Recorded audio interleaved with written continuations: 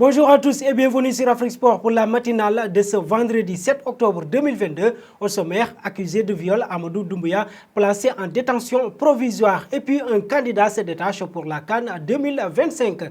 Le salaire d'Erling Haaland choque l'Angleterre. Voilà les grandes lignes de cette édition. Tout de suite, le développement. On démarre avec la CAN 2025. La course pour la succession de la Guinée dans l'organisation de la CAN est lancée. Tout porte à croire que le Maroc semble bien parti pour abriter la Coupe d'Afrique des Nations pour la seconde fois de son histoire. Il est vrai que le pays nord-africain dispose d'une infrastructure moderne et prête pour abriter une compétition de l'envergure de la CAN, mais il ne faut pas oublier aussi la puissance du lobby marocain au sein de la CAF, amené par le très contesté Fouzi Lekja, qui pourra faire pencher la balance vers le Maroc. En tout état de cause, la mission de l'Algérie semble très difficile, d'autant plus qu'elle commence à peine d'activer sa diplomatie sportive. Un pas au Cameroun, les piètres prestations du Cameroun lors du dernier fenêtre international n'auront aucune incidence sur l'avenir de Rigobert Song avec les Lions indomptables.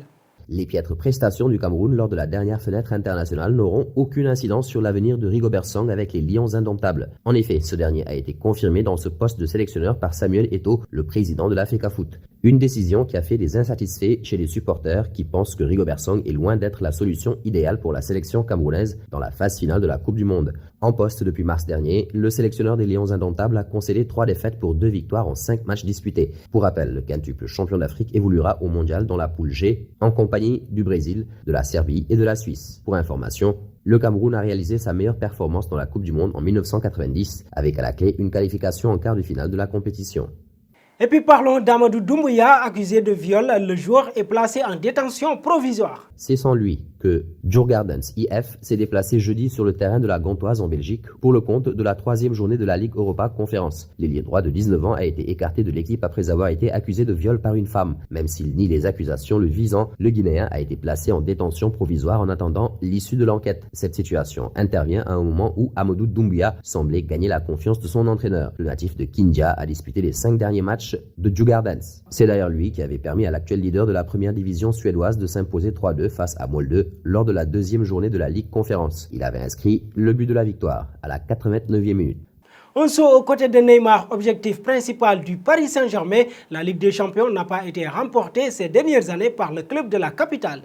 Objectif prioritaire du PSG ces dernières années, la Ligue des Champions n'a toujours pas été remportée par le club de la capitale. Mais de son côté, l'attaquant parisien Neymar ressent une vraie certitude à ce sujet. C'est un objectif cette année de gagner. Avec les deux équipes, tout gagner avec le Paris Saint-Germain et la sélection brésilienne. Nous avons une Coupe du Monde à venir et nous savons combien la Coupe du Monde est difficile. Mais j'ai ce grand rêve de la gagner. Et la Ligue des Champions, que nous gagnerons bientôt, j'en suis sûr. La Ligue des Champions est une compétition très difficile. Nous savons qu'il y a des grands joueurs, de grandes équipes et il y a des moments dans des matchs où il faut souffrir. Donc pour gagner, une équipe doit apprendre à souffrir. Souffrir de manière à ne pas encaisser de but, à ne pas donner d'espace à l'adversaire. A analysé le Brésilien pour PSG TV.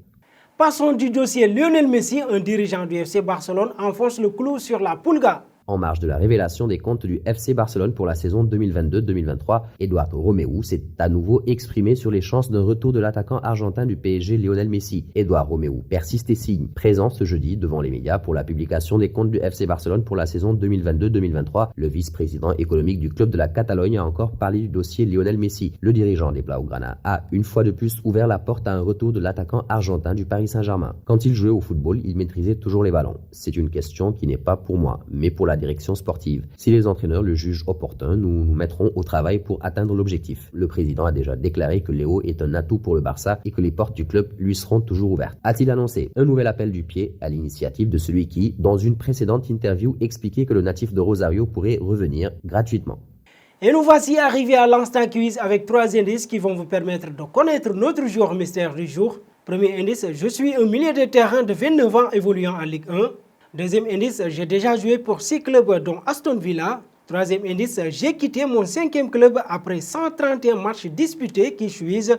Vos réponses seront attendues en commentaire. Et nos félicitations à tous ceux qui ont répondu. Raphaël Guerrero lors de la matinale de ce jeudi. C'était le joueur à trouver puisqu'il est un défenseur de 28 ans évoluant en Allemagne qui a déjà joué pour 3 clubs dont 2 en Ligue 1. Il détient également la nationalité française.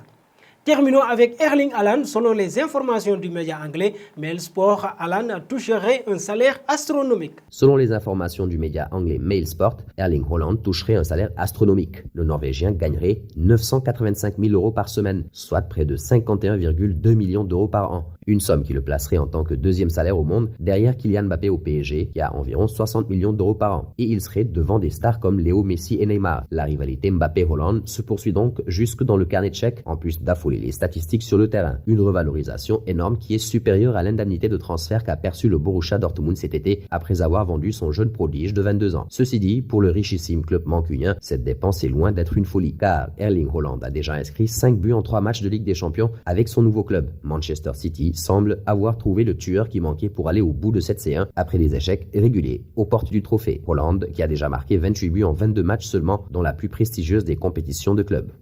Merci à vous Marcel Maron et nous arrivons au terme de cette matinale que nous bouclons avec la question du jour. Erling Haaland est-il surpayé? Vos réponses seront attendues en commentaire. Mais en attendant, n'hésitez pas à vous abonner sur Afrique Sport pour ne rien manquer des informations autour du football.